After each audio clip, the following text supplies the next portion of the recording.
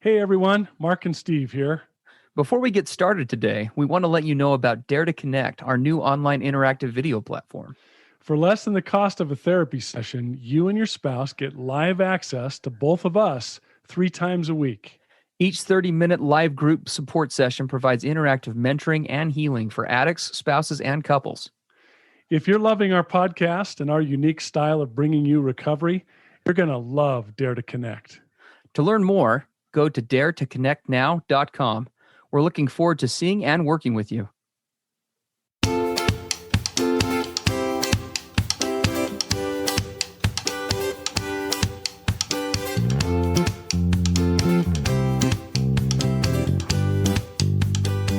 Hey everybody, I'm Steve Moore. And I'm Mark Castleman. We know the pain and heartbreak of porn and sex addiction. And we know the triumph of breaking completely free. Every day, we help our clients find hope and healing. Join us in the fight to take back your life, your marriage, and be stronger than ever. This is the PBSC Squared podcast.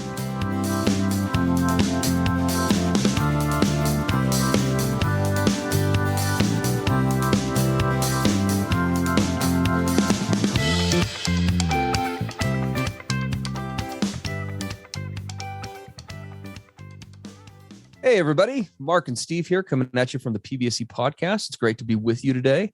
Hope you guys are doing well as you start off your week. The weather over here, at least for us, is good. Hopefully you are getting out and, well, I guess it depends on where you're at in the world. We have listeners now in over 130 countries, so it actually might be getting cold for some of you. Yeah, you're above the equator. As we're getting warmer. So yeah. I misspoke, but wherever you're at, we hope you're doing well. Welcome to it's episode 122 today, part 3 of our 3-part series, how Mark and Steve moved from defensiveness to fighting for their marriages. And this is the conclusion. So we are wrapping this up come hell or high water today. So we're going to move through this real quick, and we're going to talk a little bit about hanging back. Got a funny, well, it's funny now. It wasn't funny at the time. Comical quick example for you. My wife and I, so my mom owns a cabin a short distance from where we live, about an hour away. And my wife and I, we typically go up there for like family gatherings. And we are able to joke about it now. We weren't before, but we used to not be able to make it up to that cabin without me going into hanging back mode when we talk about this, hanging back versus leading out. That's what we're going to be talking about today, is hanging back versus leading out. And for me, hanging back looked like between when we would leave our house and the almost hour drive to the cabin, we would get into some sort of fight or discussion, or I'd get sucked into shame, and would always end up with the same thing. Me in kind of mopey Eeyore mode, ready to just back out of going up to the cabin and saying things like, why should we even go? Why are we even heading up there? We're just going to fill out divorce papers when we get back. This is just silly. I can't believe we're even doing this. No one's going to want us up there. And we would almost talk ourselves. I would almost talk us out of having a great recharging time with family and loved ones because, being sucked down into this Eeyore shame mode, hanging back looks like a lot of things. And we're going to talk about that.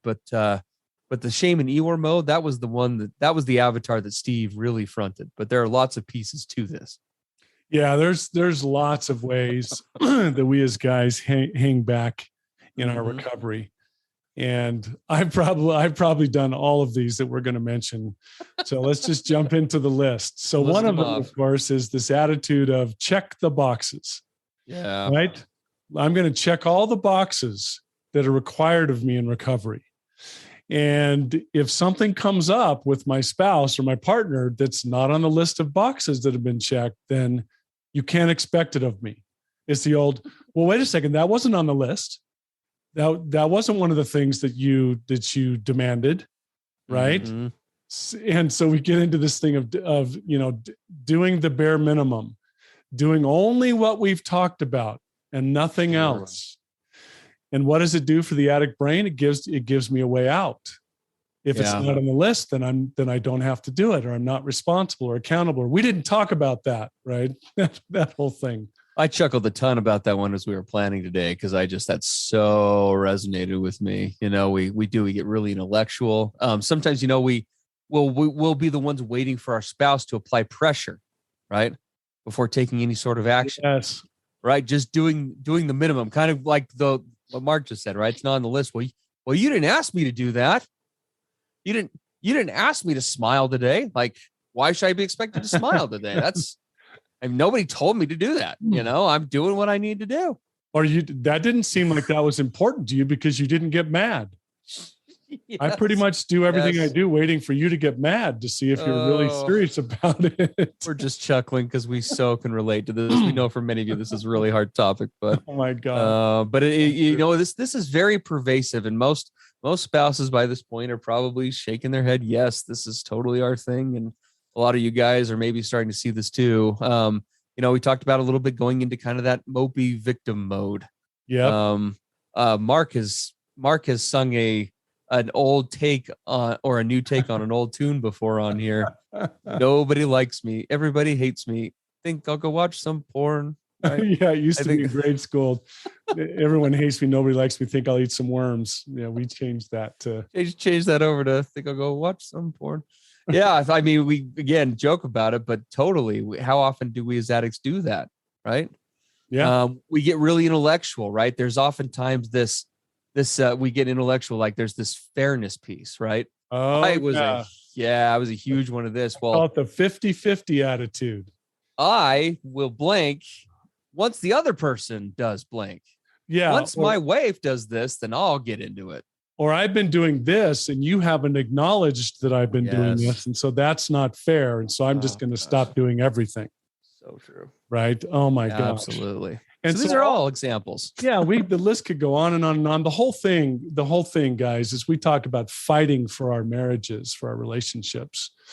It's how do you move into the mindset or the attitude going from hanging back, doing the minimum, waiting to be reminded, waiting for somebody to get upset, to take it serious, all these ways that we hang back. How do you move from that place to leading out, right? Leading out, stepping up, moving out in front.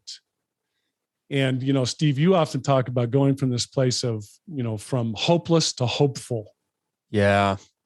Yeah. Being, moving from that headspace of that, I call it the cabin mentality, right? Of everything's ending and doom and gloom. And why are we trying? And why are we going forward? And again, we do joke, but we understand, as guys in recovery, how hard it can be, especially when you get as deep into not just the addiction itself, but all of the thinking errors and the lack of self-worth that comes with it, how hard it can be to really see a way forward. Well, and to see a way forward in two ways. I mean, one of the big things for me was I'm never going to overcome this. Oh yeah, for sure. Always going to come back to bite me in the butt. It's going to be with me. I do say I'm taking this addiction to the grave. So you get hopeless about that. If you could ever have your last relapse or be permanently sober. Yeah. So you're hopeless about that. And then you're hopeless about the relationship. Is this ever going to get better? Is this ever going to stay good? Yeah. No, absolutely. Right. It's trying and being able to move from that headspace that we cultivate over years and years in this process into a hopeful place is really, really difficult. So there's a couple of things that we have to do, right? As we go through this process of moving the relationship forward, because this is a real, moving out of this hanging back piece. You got to understand, guys, there's a big part of this that doesn't just involve you. It kind of involves changing or shaking up the roles that each of you play, right, in different discussions. My wife, for example, when we would be heading up the canyon and I'd go into hopeless mode, one of the things that was so exhausting to my wife was it would almost kind of with our drama triangle that we talk about on the program. Sometimes my wife would almost be forced to go to that place of either rescue or abandonment because I was just an anchor on the relationship. Right. Yeah, definitely. I was just like, you're going to have to drag me through the mud, and it was exhausting. And it would shift us into this place of damage control rather than actually really changing. Right. And that's the big piece, right? Is moving from a kind of building off what you said, Mark. There's so many of us, we've become so ingrained in this idea that we can never get better. I was in that same place too, that without even realizing it, almost on a subconscious level, we really are operating from a place as addicts, and we're either placating or doing damage control, right? We're just trying to keep things going as opposed to cultivating a vision. We're going to talk about that for a second, of actual healing and growth. Well, and as I was growing up, that was always what was modeled to me in relationships. Nothing changed until somebody got really angry. Somebody blew up, right? It got to the place where people just couldn't take it anymore. And then you would see things change for a bit. Yeah. And that's what I saw all around me. I didn't know what this leading out thing was, right? I had male figures in my life that, did the bare minimum, waited for the wife to blow up before they would actually take it serious. And that was what I saw with pretty much all the relationships that surrounded me. Right. One of the things I'd like to ask all the guys listening is, why are you working recovery? Why do you want to be sober? Who's it for? What are you really trying to achieve? Is it, for me in early recovery, right, to get my wife off my back? Yes. Is to keep things even. Right? No confrontation, no difficult. Let's just, oh my gosh, things have been calm for a while. Let's keep it that way. And that was like my main motivation. Don't ripple the waters. Yeah. There's a lot of conflict avoidance, and just somehow, I don't know, I kind of pictured myself like in a plane where like one wing's half falling off, the engine on the other wing is on fire. And like, I'm just kind of running around like the solo crew member. Just keep it in the air. Keep it in the air. Yeah. Like you're just going through and you're just kind of, you're just MacGyvering it, just the whole thing's being held together with duct tape and a couple of paper clips. And you're just somehow trying to keep our marriage or our, hope for happiness somehow in the air.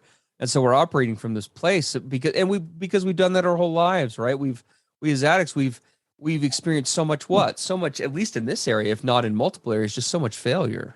Yeah. That it's hard to even see the plane that we're in is anything other than that thing with the wing falling off. Yeah. And to be able to cultivate. So there really is a huge shift in vision that has to happen. And when we work with guys in our clinic, when I work with a guy in my clinic, one of the things we will talk about is creating this vision, because that's helpful, not just in getting you invested in recovery. We talk about that a lot on here on the program, because you got to be in it for you, but really looking at it through the lens of kind of dreaming, right? We addicts, we are experts at fantasy, total experts. We can fantasize like nobody's business. The problem is it's all used for, I don't know if you'd call it evil or darkness or whatever, for bad. Self-medication, self-escape, avoidance, self-soothing. So can we fantasize about the positive? Yeah, I often tell my guys, say, look, you're an expert at visualization. You are an absolute, if there was a visualization Olympics, I'd take me and all my sex addicts and we'd go and we'd win all the gold medals, because we are expert visualizers. What we're suggesting is that you would now turn that to your benefit.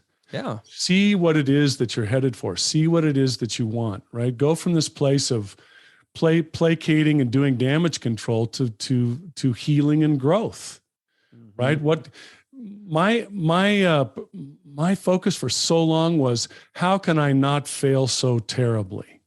Yes. How can I mitigate my failure? How can I make it so that it's not so awful? That's a great way to put it. Not how can I succeed? No, how can failure be not as horrible? Absolutely. Failure, Mark. Let's go for less failure, Mark. So true. So the question becomes, right, how do we start to shift this out? How does an addict, where we've had this dynamic where one spouse has been kind of pulling the reins and we've been kind of dragging our feet the whole time, how do we change this? For me and my wife, for Brittany and I, some of the magic really happened when, obviously we're directing this towards addicts today, but when we start talking about healthy boundaries and setting them and keeping those with each other, that evolves into a couple of different things. And one of those is the mindset that we're talking about today. We use the phrase, and I use it with clients, look, we both have to get in a space of, look, this train of recovery, like, it's leaving the station either way, right? We can't continue to wait. There'll always be a reason to wait, right? When it comes to the train leaving the station, there'll always be a reason to hold back, or why it's not going to work, or what, or whatever. And at some point in time, we have to simply put one foot in front of the other, and we have to say, you know what, we're just going to move in a direction. We're going to head in a direction, because where we're at is awful, and I'm going to invite my spouse to get on board. Right? As addicts, we have to pick up the pieces, even when our spouses may not believe in us, even when we don't believe in ourselves. right? We have to put that first foot in front of the other and just say, I don't know if this is even going to work, but I'm just going to try, right? I'm going to head in a direction. The phrase that comes to mind is, I'm borrowing it from a movie, is, where do I want to go? Well, anywhere but here. Right. Right. Anywhere but here. And the train is leaving and I'm getting on it, whether you're coming or not, can sound like a non-loving, almost like defiant. Yeah, like a defiant thing, but it isn't. What it's saying is, it really is expressing commitment. Yes. And inspires confidence. I'm getting on this train and I'm going forward. And Steve, you brought this up. If you're not able to join me on this train right now, I understand, but please know I'm jumping on, and anytime you can get on board, I'm here. Yeah. Instead of the old addict attitude is, well, I'm going forward in recovery, and if you just won't join me, then I'm just going to go forward with an attitude. Mm-hmm. Where it's, no, I'm doing this for me. I want to become me 2.0. And yes, I want a relationship to work, but it isn't contingent on whether you're able to join me right now or not. Yeah, shifting that dynamic in the relationship, right? Because the reality is that both Brittany and I, and every couple I think experiences this, even though I was definitely the more hopeless one, there were times where the opposite would happen, right? And where my spouse was in that place of like, gosh, I don't know if we're going to make it. Like, how are we going to do this, right? And the problem is, as long as we're caught in that codependent dynamic with our spouse, of either us being in our hopeless place or those times when our spouse is, we're going to never leave. At some point, we have to make that break and say, this cycle, it's just not working. And I don't even know how to do it, but I'm going to try. One of the things that we talk about in recovery is spouses in this process. They are the ones historically who have let out so much in the relationship, right? Trying to find healing, trying to get into recovery, trying to make change, trying to help us overcome this addiction. Yeah, trying to push us and remind us. And they've been emotionally bushwhacking, right, is what we call it. I like that. Think of somebody in the jungle with a machete hacking their way a path through the jungle so you can move forward. Our spouses often they're the ones carrying the emotional machete. So really, guys, this leading out piece means metaphorically, in whatever way, shape, or form it needs to happen for you as you kind of examine where you're at in the relationship. Because in some ways you're probably already doing this, but in other ways you're likely not, is picking up that machete and just saying, you know what, you've been doing this solo or mostly solo for way too long. And I'm gonna bushwhack for us. I'm gonna bushwhack for both of us now. I'm gonna take a turn. Like, it's time for me to lead out and make this happen. Yes. And maybe you don't know how. Yeah, maybe you don't know how, but right. And what do we say? Look, the machete's on the ground right there. Pick the damn thing up and just start waving your arms. Just start moving. Show up. Take a step. I had a colleague years ago. He said, you know what? I found that if I just show up, good things happen. I love that. It's really true.